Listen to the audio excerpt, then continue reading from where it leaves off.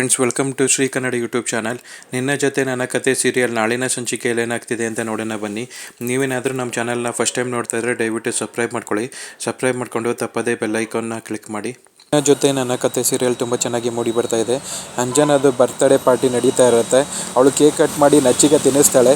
ತಿನ್ನಿಸಾದ್ಮೇಲೆ ಅವನು ನಚ್ಚಿನೂ ಅಂಜನಾಗೆ ತಿನ್ನಿಸ್ತಾನೆ. ಅವ್ರ ಅತ್ತೆ ಮಾವಂಗೆ ತಿನ್ನಿಸ್ತಾಳೆ. ತಿನ್ನಿಸಾದ್ಮೇಲೆ ಎಲ್ಲರೂ ಗಿಫ್ಟ್ ಕೊಡೋದಕ್ಕೆ ಸ್ಟಾರ್ಟ್ ಮಾಡ್ತಾರೆ.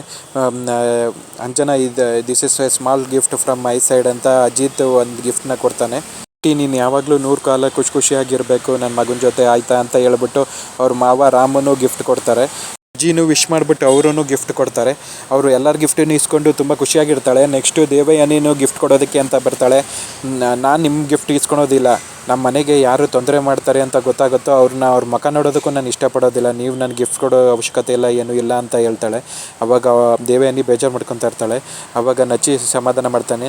ಅತ್ತೆ, ನೀವು ಬೇಜಾರು ಮಾಡ್ಕೊಬೇಡಿ, ಅವಳು ಹೋಗ್ತಾ ಇಲ್ಲ, ಸರಿ ಹೋಗ್ತಾಳೆ. ಅವಳಿಗೆ ಆ ಇನ್ಸಿಡೆಂಟ್ ನಡೀತಲ್ಲ, ಅವತ್ತಿಂದ ಅವಳಿಗೆ ಮೈಂಡ್ ಸ್ವಲ್ಪ ಡಿಸ್ಟರ್ಬ್ ಆಗಿದೆ ಅಂತ ಸಮಾಧಾನ ಮಾಡ್ತಾ ಇರ್ತಾನೆ. ಅಂಜುನ ನಚಿಕೇತ ಸಮಾಧಾನ ಮಾಡ್ತಿರ್ತಾನೆ. ಅಂಜು, ನೀನು ಸ್ವಲ್ಪ ಅರ್ಥ ಮಾಡ್ಕೊ, ಅವ್ರು ನಿಮ್ಮ ಅಮ್ಮನೇ ಅಲ್ವಾ, ಯಾರು ಬೇಕು ಅಂತ ತಪ್ಪು ಮಾಡೋದಿಲ್ಲ. ಅವ್ರ ಮೇಲೆ ಜಸ್ಟ್ ಒಂದು ಅಪಾದನೆ ಬಂದಿದೆ ಅಷ್ಟೇ, ಅದಿನ್ನೂ ಅವರು ಅಪರಾಧಿ ಅಂತ ಪ್ರೂವ್ ಆಗಿಲ್ಲ ಅಲ್ವಾ, ಕೋರ್ಟಲ್ಲಿದೆ ಇನ್ನೂ ಕೇಸು. ನೀನು ಯಾಕೆ ಈ ಥರ ಬಿಹೇವ್ ಮಾಡ್ತಾ ಇದೆಯಾ, ಸ್ವಲ್ಪ ಅರ್ಥ ಮಾಡ್ಕೊ ಅಂತ ಹೇಳ್ತಾ ಇರ್ತಾನೆ. ನೀನು ಏನೇ ಹೇಳಿದ್ರು ನಾನು ಈ ವಿಷಯದಲ್ಲಿ ಕಾಂಪ್ರಮೈಸ್ ಆಗಲ್ಲ ನಚ್ಚಿ ಅಂತ ಹೇಳ್ತಾ ಇರ್ತಾಳೆ. ನಾನು ಇಟ್ಸ್ ಓಕೆ ಬಿಡಿಯಾಳೆ ಅಂದರೆ ಅಂತ ಹೇಳ್ತಾ ಇರ್ತಾಳೆ. ಆದ್ರೂ ಅಂಜನಾ ಸೊಪ್ಪುಗೆ ಮಕ್ಕನ ಡಲ್ ಮಾಡ್ಕೊಂಡಿರ್ತಾಳೆ. ಏನಕ್ಕೆ ಮತ್ತೆ ಡಲ್ ಮಾಡ್ಕೊಂಡಿದ್ಯಾ, ಏನಾಯಿತು ಅಂತ ಸಂಗೀತ ಕೇಳ್ತಾ ಇರ್ತಾರೆ. ಆವಾಗ ನನಗೆ ಅಕ್ಕ ನೆನಪಾಗ್ತಿದ್ದಾಳೆ, ಅಕ್ಕನೂ ಇದ್ದಿದ್ರೆ ತುಂಬ ಚೆನ್ನಾಗಿರ್ತಿತ್ತು, ಅವರೂ ನಮ್ಮ ಜೊತೆ ಖುಷಿಯಾಗಿರ್ತಿದ್ರು ಅಂತ ಹೇಳ್ತಿರ್ತಾಳೆ. ಅಜಿತ್ ಮುಖ ಡಲ್ ಆಗುತ್ತೆ.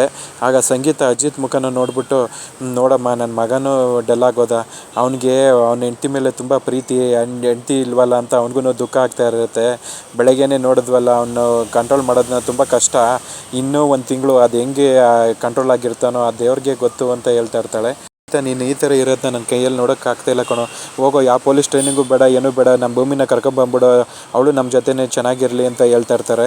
ಅವಾಗ ಇಲ್ಲಮ್ಮ, ನೀನು ಏನು ಮಾತಾಡ್ತಾ ಇದೀಯಾ, ಅವಳಿಗೆ ಪೊಲೀಸ್ ಆಗಬೇಕು ಅನ್ನೋದು ಅವ್ರ ಅಪ್ಪನ ಕನಸು, ಅದನ್ನು ನೆರವೇರ್ಸೋಕ್ಕೋಸ್ಕರ ತಾನೇ ಅವಳು ಹೋಗಿರೋದು. ನಮ್ಮ ಖುಷಿಗೆ ಅವಳನ್ನ ವಾಪಸ್ ಬಂದ್ಬಿಡು ಅಂತ ಹೇಳೋದು ಯಾವ ನ್ಯಾಯ ಅಮ್ಮ, ತಪ್ಪು ಅಲ್ವಾ ಅಂತ ಹೇಳ್ತಾ ಇರ್ತಾನೆ. ಆಗ ರಾಮ್ ಹೇಳ್ತಾನೆ, ಹೌದು ಸಂಗೀತ, ಅಜಿತ್ ಹೇಳ್ತಾ ಇರೋದು ಕರೆಕ್ಟು, ಭೂಮಿ ಅವ್ರ ತಂದೆ ಕನಸನ್ನು ನೆರವೇರಿಸಬೇಕು ಅಂತ ಅಷ್ಟು ಕಷ್ಟಪಟ್ಕೊಂಡು ಹೋಗಿದ್ದಾಳೆ. ನಾವು ಇವಾಗ ನಮ್ಮ ಖುಷಿಗೋಸ್ಕರ ಅವಳನ್ನ ವಾಪಸ್ ಕರ್ಸೋದು ಯಾವ ನ್ಯಾಯ, ನಾವು ಆ ಥರದ್ದು ಮಾಡೋದು ಬೇಡ ಅಂತ ಹೇಳ್ತಾ ಇರ್ತಾನೆ. ಆವಾಗ ಹೌದು ರೀ, ನೀವು ಹೇಳ್ತಾ ಇರೋದು ಕರೆಕ್ಟೇ ಅಂತ ಸಂಗೀತ ಹೇಳ್ತಾ ಇರ್ತಾಳೆ. ಈ ಪ್ರೊಮೋ ಸಂಚಿಕೆ ಕಂಪ್ಲೀಟ್ ಆಗುತ್ತೆ. ಫ್ರೆಂಡ್ಸ್, ನೀವೇನಾದರೂ ನಮ್ಮ ಚಾನಲ್ನ ಫಸ್ಟ್ ಟೈಮ್ ನೋಡ್ತಾ ಇದ್ದರೆ ದಯವಿಟ್ಟು ಸಬ್ಸ್ಕ್ರೈಬ್ ಮಾಡ್ಕೊಳ್ಳಿ. ಸಬ್ಸ್ಕ್ರೈಬ್ ಮಾಡ್ಕೊಂಡು ತಪ್ಪದೇ ಬೆಲ್ಲೈಕಾನ್ ಕ್ಲಿಕ್ ಮಾಡಿ. ಮುಂದಿನ ಸಂಚಿಕೆಯೊಂದಿಗೆ ಮತ್ತೆ ಭೇಟಿ ಆಗೋಣ ಫ್ರೆಂಡ್ಸ್. Thank you.